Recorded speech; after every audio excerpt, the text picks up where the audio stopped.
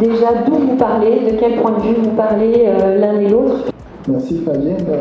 La mission qui m'est confiée par la République, c'est de structurer ce secteur de sorte à ce que ça génère des revenus pour les acteurs et également pour tous les professionnels, tous ceux qui concourent à la création. Et on ne peut pas le faire en dehors du concept de droit d'auteur. L'enjeu, c'est de la place qui est la mienne, c'est de contribuer avec toutes les volontés, tous les acteurs sur place à organiser, structurer l'écosystème de la propriété intellectuelle, du droit d'auteur en particulier, pour que justement ce champ qui est économique puisse contribuer au développement et de carrière et au développement économique de nos pays sur le continent, parce qu'à la fin, ça nous met dans une situation qui est gagnant-gagnant pour les artistes africains dont le répertoire est heureusement très exploité en Afrique, mais également pour les créateurs internationaux qui ont aussi du succès sur le continent. Donc on a de façon globale la propriété intellectuelle, donc les œuvres de l'esprit. Voilà. Maintenant au niveau de la propriété intellectuelle, on a deux familles. On a la propriété industrielle pour les marques, les brevets, les modèles, voilà. Et puis on a ce qu'on appelle la propriété littéraire et artistique. Et c'est dans le champ de la propriété littéraire et artistique qu'on a le droit d'auteur et les droits voisins du droit d'auteur. Donc le droit d'auteur est là pour protéger les intérêts des créateurs. Donc au niveau de la musique qui nous intéresse aujourd'hui, ce sont les auteurs, donc ceux qui écrivent les textes, les compositeurs, ceux qui écrivent la musique, et les éditeurs qui sont, pour faire simple, les commerçants des œuvres qui sont créées par les auteurs et les compositeurs. Ça concerne aussi les réalisateurs de films, ça concerne aussi les peintres, ça concerne aussi les sculpteurs, ça concerne aussi les photographes. Et maintenant, on a les droits voisins du droit d'auteur. Donc, on a des gens qui sont au service de la création, qui sont les auxiliaires de la création. Donc, par exemple, quand je suis l'interprète d'une chanson que je n'ai pas créée, ce n'est pas moi qui l'ai écrite, ce n'est pas moi qui l'ai composée, j'apporte quand même une valeur ajoutée. Donc, cette valeur ajoutée que l'interprète apporte doit également être valorisée. Et c'est pour ça qu'on a créé les droits voisins pour justement permettre à ce qu'eux aussi ils puissent bénéficier de prérogatives de droit. Donc, dans les droits voisins, on a les interprètes, les musiciens, on a aussi les producteurs qui peuvent être les producteurs audio ou audiovisuels. On peut avoir aussi des entreprises de communication. Tu as positionné la propriété intellectuelle et tu as inclus les droits d'auteur. Est-ce que tu pourrais nous repréciser un peu la différence qu'il y a entre les deux et en tout cas celle que tu fais? Donc la copie privée, en fait, c'est une exception au droit d'auteur, parce que c'est une compensation qui est faite parce qu'il y a des gens qui vont utiliser à titre privé des œuvres. C'est une rémunération, on va dire une redevance qui est perçue sur la vente de tous les supports qui permettent de copier pour une exploitation à titre privé. Donc par exemple, c'est perçu sur les téléphones portables, parce qu'aujourd'hui on s'est rendu compte qu'avec les smartphones, on fait beaucoup de copies privées, que ce soit de musique, que ce soit de films, contenu audiovisuel, que ce soit d'œuvres d'art, de photographie par exemple d'œuvres d'art, ou que ce soit de textes. Donc on a beaucoup de gens qui lisent voilà, des articles, mais aussi des livres sur leur smartphone. Donc on a une petite marge. C'est intéressant pour l'Afrique. Pourquoi? Parce qu'aujourd'hui, si on prend simplement le cas des smartphones, on sait que leur usage explose sur le continent. Il y a une étude qui a estimé que si la copie privée avait été implémentée partout en Afrique en 2016, ça aurait rapporté plus de 400 millions d'euros. Et là où c'est intéressant, c'est qu'on est dans des pays où souvent la culture est le parent pauvre. Au niveau du gouvernement, où les États disent oui, on a d'autres priorités, l'éducation, l'enseignement, la santé, l'éducation, la santé, les transports, l'énergie. Et donc pour nous, on ne peut pas mettre autant d'efforts sur la culture. Et donc grâce à la copie privée, on a d'une certaine manière un système qui est autosuffisant et qui fait donc qu'on a des revenus extra-budgétaires. On pourrait faire un point sur là où on en est au Bénin, sur la relation à la structuration des droits d'auteur, droits voisins et autres. Je sais qu'il y a beaucoup de choses qui sont en train de se mettre en place.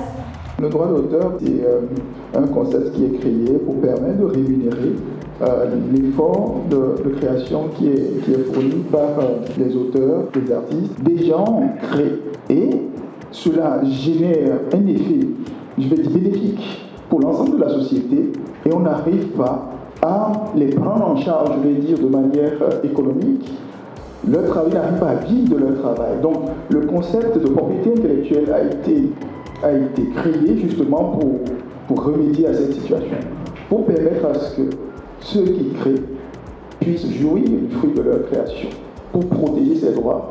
Il y a deux dimensions, il y a le droit moral, il y a le droit patrimonial. Le droit moral n'est pas accessible, on ne peut pas toucher à ça, ça appartient à l'individu qui a créé, mais la dimension patrimoniale peut rentrer dans une exploitation économique pour justement permettre à celui qui a créé de jouir du fruit de sa création, mais également à ceux qui concourent à en faire un produit vendable sur un marché solvable, de jouir également de ce travail-là. Donc, c'est à la base, c'est au cœur même de l'économie créative, la notion de propriété intellectuelle, donc de propriété artistique et littéraire. Au niveau du Bénin, le Bénin appartient à l'UEMOA, vous le savez, et au niveau, je vais dire, communautaire, au niveau de l'UEMOA, la directive de la copie privée a été adoptée il y a de cela quelques mois. On a fait un travail au niveau communautaire pour harmoniser les taux et les pratiques pour qu'il n'y ait pas de distorsion d'un pays à l'autre.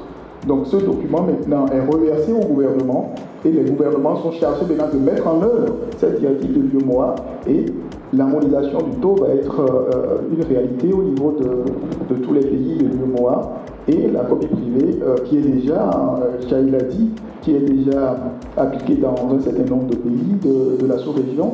La pratique de la copie privée va être généralisée à tous les pays de l'UEMOA et le Bénin justement fait partie de cet espace et le Bénin ne pourra pas échapper à cela.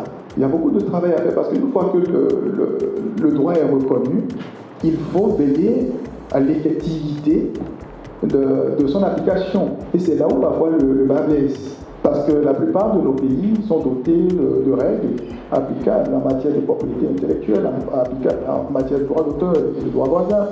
Qu'est-ce qu'on fait? Droit moral, droit patrimonial, peut-être plus facile, on commence par là. Concrètement, le droit moral, en fait, c'est un droit qui est lié vraiment, on va dire, à la personnalité du créateur. C'est-à-dire, on considère que ce que le créateur a mis au monde, a accouché, a imaginé, c'est une extension de sa personnalité. Donc, c'est une partie de lui, en fait. C'est une partie, voilà, c'est ça. Et donc, à partir de là, on considère qu'il a des droits liés au fait qu'il a créé ces œuvres-là. Et ces droits, qu'on appelle les droits moraux, ont des caractéristiques qui permettent de mieux les comprendre et également prennent différentes formes. Donc on a notamment deux aspects essentiels. C'est le droit de paternité, c'est-à-dire qu'à chaque fois que l'œuvre est citée, on doit indiquer qui a créé l'œuvre. Voilà. Et puis on a aussi le droit au respect de l'intégrité de l'œuvre.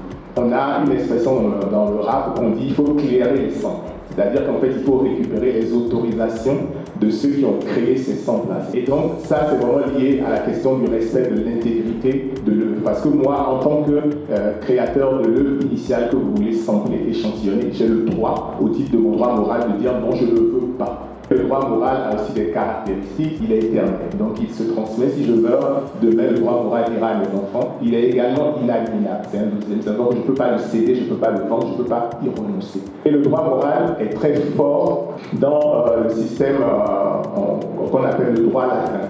Donc c'est le système qui prévaut en France et dans beaucoup de pays d'Europe, dans l'Europe continentale. Après, on retrouve ça aussi beaucoup en Afrique, par exemple au Bénin, en Côte d'Ivoire, c'est le même système.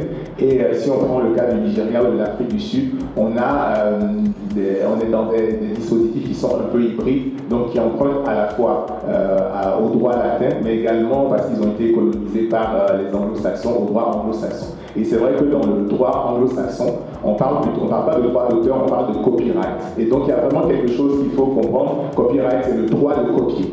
Donc ils ont un côté pragmatique, un côté économique, où on considère que si quelque chose a été créé, c'est pour qu'il contribue à une évolution, à l'innovation. Donc si on met trop d'entraves, parce qu'on voit bien que le droit moral peut très vite mettre des barrières, ça peut bloquer l'innovation et cette envie qui est en guillemets un progrès permanent. Et donc aux États-Unis par exemple, le droit moral dans la musique par exemple, ça n'existe pas. Voilà, tout simplement, ça n'existe pas.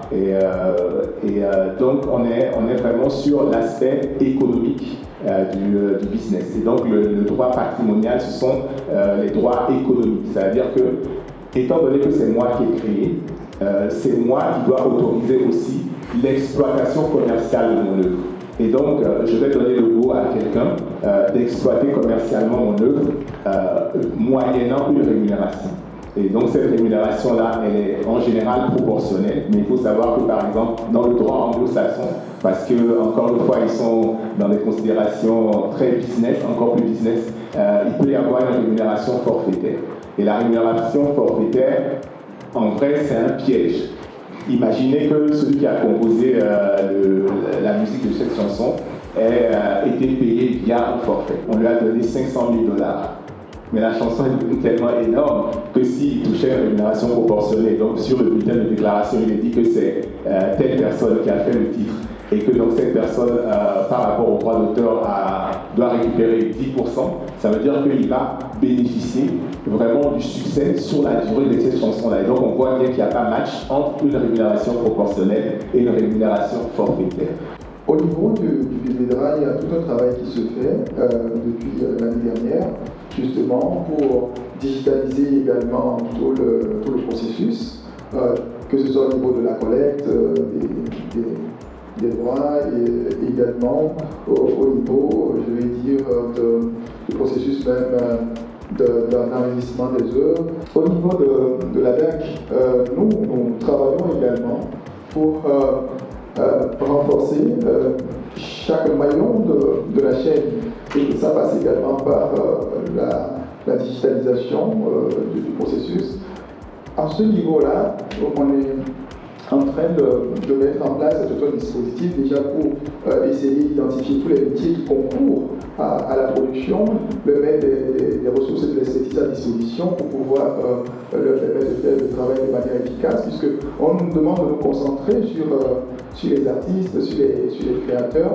C'est vrai, mais les créateurs sont plus en sécurité lorsque les maillons qui sont en aval fonctionnent et sont capables de les faire travailler et de manière professionnelle. Tous ces gens-là concourent à la création de valeur au niveau de la musique et doivent toucher une quote-part des revenus générés par la musique. Donc, comment est-ce qu'il faut accompagner tous ces gens-là à faire le travail de manière professionnelle, à générer des revenus au profit de chacun et au profit de tous? C'est un peu ce processus-là que nous sommes en train de mettre en place, pas seulement dans le domaine de la musique, parce que la notion de droit d'auteur n'est pas propre uniquement à la musique. Nous avons tout ce qui concerne les industries de l'écran, c'est-à-dire le cinéma audiovisuel.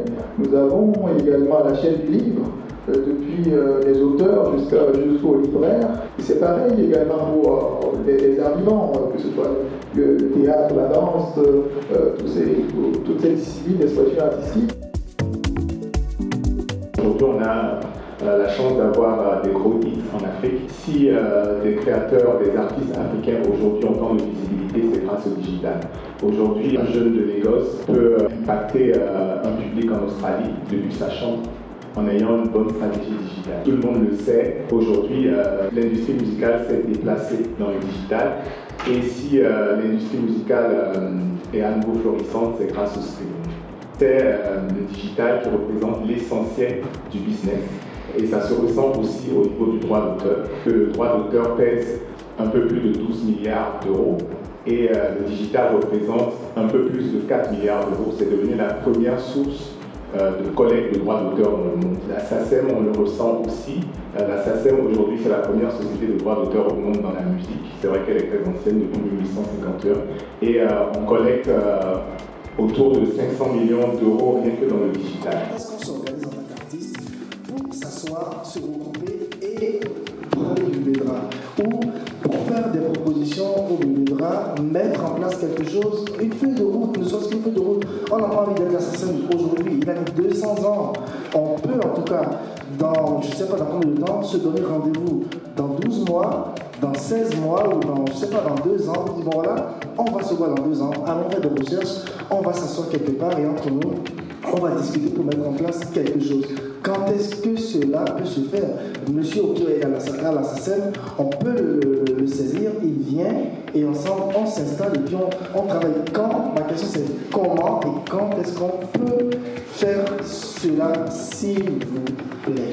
À partir de juillet prochain, c'est-à-dire dans un mois, nous allons avoir ce que nous appelons les jeudis des arts. Les jeudis des arts, c'est justement des rencontres comme ça, de manière itinérante pour chaque discipline d'expression artistique, pour que nous puissions nous rencontrer, discuter des problèmes autour des différentes disciplines, proposer des solutions, pour que nous puissions également, au niveau de la DAC, partager un peu quelles sont les différentes solutions sur lesquelles nous travaillons au profit du secteur, et recueillir également nos inputs pour améliorer tout cela. Après, c'est de la co-construction. Ces artistes-là, le gars qui a des gens, comment est-ce qu'il reçoit son argent, comment ça se passe? Et comment est-ce qu'ils vont être payés? Nous, on fait une prestation de service. De la même manière qu'on représente ASCA, qui est une grande société américaine en Europe pour le digital. De la même manière qu'on représente la Comca, qui est la société sud-coréenne et qui a un répertoire puissant grâce à la K-pop aujourd'hui en Europe pour le digital, on va représenter le Burida pour le monde, donc y compris pour la Côte d'Ivoire, sur le digital.